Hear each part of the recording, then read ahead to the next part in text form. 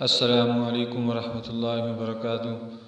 بسم اللہ الرحمن الرحیم۔ ویورز، اب ہم احد اور مدینہ کے درمیان اسلامی لشکر نے جو شب گزاری کی اس کا ذکر کریں گے، ساتھ ہی عبداللہ بن ابی کی سرکشی اور اس کے ساتھیوں کا بدر کو چھوڑ جانا اور بقیہ اسلامی لشکر کا دامن احد میں وقوع پذیر ہونا اور دفاعی منصوبہ بندی، اس کے بارے میں بات کریں گے۔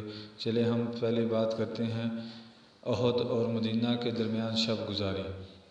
یہیں شام ہو چکی تھی، لہٰذا آپ صلی اللہ علیہ وسلم نے یہیں مغرب اور پھر عشاء کی نمازیں پڑھی، یعنی مدینہ اور احد کے درمیان شام ہو چکی تھی اور یہیں رات بھی گزارنے کا فیصلہ کیا۔ پہرے کے لیے 50 صحابہ منتخب فرمائے جو کیمپ کے گرد پیش گشت لگاتے رہتے تھے۔ ان کے قائد محمد بن مسلمہ انصاری رضی اللہ تعالیٰ عنہ تھے۔ یہ وہی بزرگ ہیں جنہوں نے کعب بن اشرف کو ٹھکانے لگانے والی جماعت کی قیادت فرمائی تھی۔ ذکوان بن عبداللہ بن قیس خاص نبی صلی اللہ علیہ وسلم کے پاس پہرے دار رہے تھے۔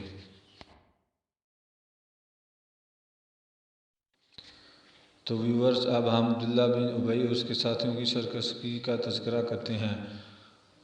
طلوع فجر سے کچھ پہلے آپ پھر چل پڑے اور مقام شہود پہنچ کر فجر کی نماز پڑھی۔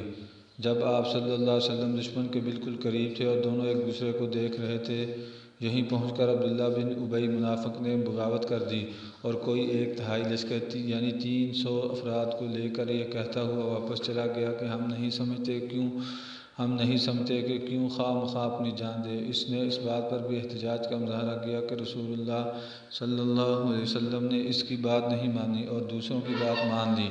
یقیناً اس علیحدگی کا سبب وہ نہیں تھا جو اس منافق نے ظاہر کیا تھا۔ رسول اللہ صلی اللہ علیہ وسلم نے اس کی بات نہیں مانی کیونکہ اس صورت میں جیش نبوی کے ساتھ یہاں تک اس کے آنے کا سوال ہی پیدا نہیں ہوتا تھا۔ اسے لشکر کی روانگی کے پہلے ہی قدم پر الگ ہو جانا چاہیے تھا۔ اس لیے حقیقت وہ نہیں جو اس نے ظاہر کی تھی، بلکہ حقیقت یہ تھی کہ وہ اس نازک موڑ پر الگ ہو کر اسلامی لشکر میں ایسے وقت اضطراب اور کھلبلی مچانا چاہتا تھا جب دشمن اس کی ایک ایک نقل و حرکت دیکھ رہا تھا، تاکہ ایک طرف تو عام فوجی نبی صلی اللہ علیہ وسلم کا ساتھ چھوڑ دیں اور جو باقی رہ جائیں ان کے حوصلے ٹوٹ جائیں، اور دوسری طرف اس منظر کو دیکھ کر دشمن کی ہمت بندھے اور اس کے حوصلے بلند ہوں۔ لہٰذا یہ کارروائی نبی صلی اللہ علیہ وسلم اور ان کے مخلص ساتھیوں کے خاتمے کی ایک مؤثر تدبیر تھی۔ اس کے بعد اس منافق کو توقع تھی کہ اس کی اور اس کے رفقا کی سرداری اور سربراہی کے لیے میدان صاف ہو جائے گا۔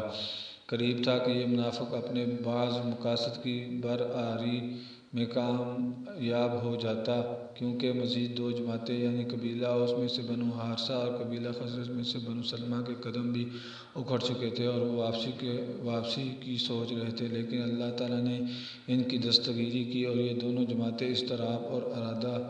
اضطراب اور ارادہ واپسی کے بعد جم گئی۔ انہی کے متعلق اللہ تعالیٰ کا ارشاد ہے: جب تم میں سے 2 جماعتوں نے قصد کیا کہ بزدلی اختیار کریں اور اللہ ان کا ولی ہے اور مومنوں کو اللہ ہی پر بھروسہ کرنا چاہیے۔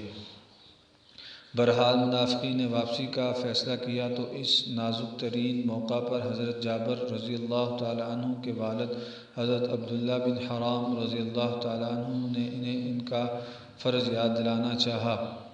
چنانچہ موصوف انہیں ڈانٹتے ہوئے، واپسی کی ترغیب دیتے ہوئے اور یہ کہتے ہوئے ان کے پیچھے چلے کہ آؤ اللہ کی راہ میں لڑو یا دفاع کرو، مگر انہوں نے جواب میں کہا: اگر ہم جانتے کہ آپ لوگ لڑائی کریں گے تو ہم واپس نہ ہوتے۔ یہ جواب سن کر عبداللہ بن حرام یہ کہتے ہوئے واپس ہوئے کہ او اللہ کے دشمنوں، تم پر اللہ کی مہر! یاد رکھو اللہ اپنے نبی کو تم سے مستغنی کر دے گا۔ انہی منافقین کے بارے میں اللہ تعالیٰ کا ارشاد ہے: اور تاکہ اللہ انہیں بھی جان لے جنہوں نے منافقت کی اور ان سے کہا گیا کہ آؤ اللہ کی راہ میں لڑائی کرو یا دفاع کرو، تو انہوں نے کہا کہ اگر ہم لڑائی جانتے تو یقیناً تمہاری پیروی کرتے۔ یہ لوگ آج ایمان کی بنسبت کفر کے زیادہ قریب ہیں، منہ سے ایسی بات کہتے ہیں جو دل میں نہیں ہے، اور یہ جو کچھ چھپاتے ہیں اللہ اسے جانتا ہے۔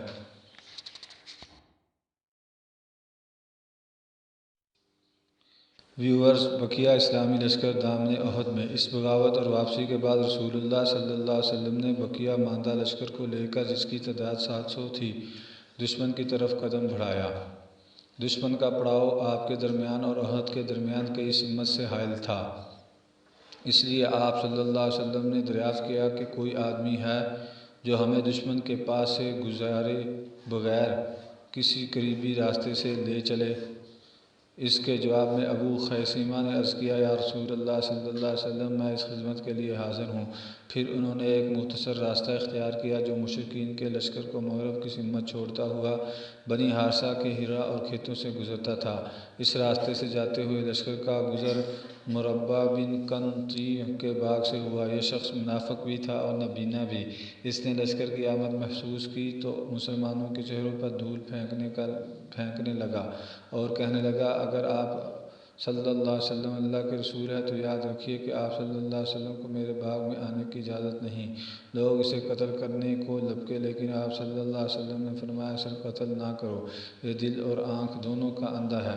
پھر رسول اللہ صلی اللہ علیہ وسلم نے آگے بڑھ کر وادی کے آخری سرے پر واقع احد پہاڑی کی گھاٹی پر نزول فرمایا اور وہیں اپنے لشکر کا کیمپ لگوایا۔ سامنے مدینہ تھا اور پیچھے احد کا بلند و بالا پہاڑ۔ اس طرح دشمن کا لشکر مسلمانوں اور مدینے کے درمیان حد فاصل بن گیا۔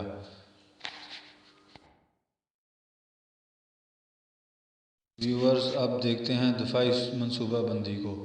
دفاعی منصوبہ: یہاں پہنچ کر رسول اللہ صلی اللہ علیہ وسلم نے لشکر کی ترتیب و تنظیم قائم کی اور جنگی نقطہ نظر سے اسے کئی صفوں میں تقسیم فرمایا۔ ماہر تیر اندازوں کا ایک دستہ بھی منتخب کیا جو 50 مردان جنگی پر مشتمل تھا۔ ان کی کمان حضرت عبداللہ بن جبیر بن نعمان انصاری دوسی بدری رضی اللہ تعالیٰ عنہ کی سپرد کی اور انہیں وادی قناطہ کے جنوب کنارے پر واقع ایک چھوٹی سی پہاڑی پر، جو اسلامی لشکر کے کیمپ سے کوئی 150 میٹر جنوب مشرق میں واقع ہے اور اب جبل رماتہ کے نام سے مشہور ہے، تعینات فرمایا۔ اس کا مقصد ان کلمات سے واضح ہے جو آپ صلی اللہ علیہ وسلم نے ان تیر اندازوں کو ہدایت دیتے ہوئے ارشاد فرمائے۔ آپ نے ان کے کمانڈر کو مخاطب کرتے ہوئے فرمایا، شاہ سواروں کو تیر مار کر ہم سے دور رکھو، وہ پیچھے سے ہم پہ چڑھ نہ آئیں۔ ہم جیتیں یا ہاریں، تم اپنی جگہ رہنا، تمہاری طرف سے ہم پر حملہ نہ ہونے پائے۔ پھر آپ صلی اللہ علیہ وسلم نے تیر اندازوں کو مخاطب کر کے فرمایا، ہماری پشت کی حفاظت کرنا، اگر دیکھو کہ ہم مارے جا رہے ہیں تو ہماری مدد کو نہ آنا، اور اگر دیکھو کہ ہم مال غنیمت سمیٹ رہے ہیں تو ہمارے ساتھ شریک نہ ہونا۔ اور صحیح بخاری کے الفاظ کے مطابق آپ صلی اللہ علیہ وسلم نے یوں فرمایا، اگر تم لوگ دیکھو کہ ہمیں پرندے اچک رہے ہیں تو بھی اپنی جگہ نہ چھوڑنا یہاں تک کہ میں بلا بھیجوں، اور اگر تم لوگ دیکھو کہ ہم نے قوم کو شکست دے دی اور انہیں کچل دیا تو بھی اپنی جگہ نہ چھوڑنا یہاں تک کہ میں بلا بھیجوں۔ اس سخت ترین فوجی احکامات ہدایات کے ساتھ اس دستے کو اس پہاڑی پر متعین فرما کر رسول اللہ صلی اللہ علیہ وسلم نے وہ واحد شگاف بند فرما دیا جس سے نفوذ کر کے مشرکین رسالہ مسلمانوں کے صفوں کے پیچھے پہنچ سکتا تھا اور ان کو محاصرے اور نرغے میں لے سکتا تھا۔ باقی لشکر کی ترتیب یہ تھی: میمنہ پہ حضرت منذر بن عمر مقرر ہوئے اور میسرہ پہ حضرت زبیر بن عوام، اور ان کا معاون حضرت مقداد بن اسود کو بنایا گیا۔ حضرت زبیر کو یہ مہم بھی سونپی گئی تھی کہ وہ خالد بن ولید کے شہ سواروں کی راہ رکھیں۔ اس ترتیب کے علاوہ صف کے اگلے حصے میں ایسے ممتاز و منتخب بہادر مسلمان رکھے گئے جن کی جان بازی اور دلیری کا شہرہ تھا اور جنہیں ہزاروں کے برابر مانا جاتا تھا۔ یہ منصوبہ بندی باریکی اور حکمت پر مبنی تھا جس سے نبی صلی اللہ علیہ وسلم کی فوجی قیادت کی اکبریت کا پتہ چلتا ہے اور ثابت ہوتا ہے کہ کوئی کمانڈر خواہ کیسا ہی بالیاقت کیوں نہ ہو، آپ صلی اللہ علیہ وسلم سے زیادہ باریک اور باحکمت منصوبہ تیار نہیں کر سکتا، کیونکہ آپ صلی اللہ علیہ وسلم باوجود یہ کہ دشمن کے بعد یہاں تشریف لائے تھے، لیکن آپ صلی اللہ علیہ وسلم نے اپنے لشکر کے لیے وہ مقام منتخب فرمایا جو جنگی نقطہ نظر سے میدان جنگ کا سب سے بہترین مقام تھا، یعنی آپ صلی اللہ علیہ وسلم نے پہاڑ کی بلندیوں کی اونٹ لے کر اپنی پشت اور دایاں بازو محفوظ کر لیا، اور بائیں بازو پر دوران جنگ جس واحد شگاف سے حملے کر کے پشت تک پہنچا جا سکتا تھا، اسے تیر اندازوں کے ذریعے بند کر دیا اور پڑاؤ کے لیے ایک اونچی جگہ منتخب فرمائی۔ اگر خدا نخواستہ شکست سے دوچار ہونا پڑے تو بھاگنے اور تعاقب کنندگان کی قید میں جانے کے بجائے کیمپ میں پناہ لی جا سکے، اور اگر دشمن کیمپ پر قبضے کے لیے پیش قدمی کرے تو اسے نہایت سنگین نقصان سے دوچار ہونا پڑے۔ اس کے برعکس آپ صلی اللہ علیہ وسلم نے دشمن کو اپنے کیمپ کے لیے ایک ایسا نشیبی مقام قبول کرنے پر مجبور کر دیا کہ اگر وہ غالب آ جائے تو فتح کا کوئی خاص فائدہ نہ اٹھا سکے، اور اگر مسلمان غالب آ جائیں تو تعاقب کرنے والوں کی گرفت سے بچ نہ سکے۔ اسی طرح آپ صلی اللہ علیہ وسلم نے ممتاز بہادروں کی ایک جماعت منتخب کر کے فوجی تعداد کی کمی پوری کر دی۔ یہ تھی نبی صلی اللہ علیہ وسلم کے لشکر کی ترتیب و تنظیم، جو 7 شوال 13 ہجری یوم سنیچر کی صبح عمل میں آئی۔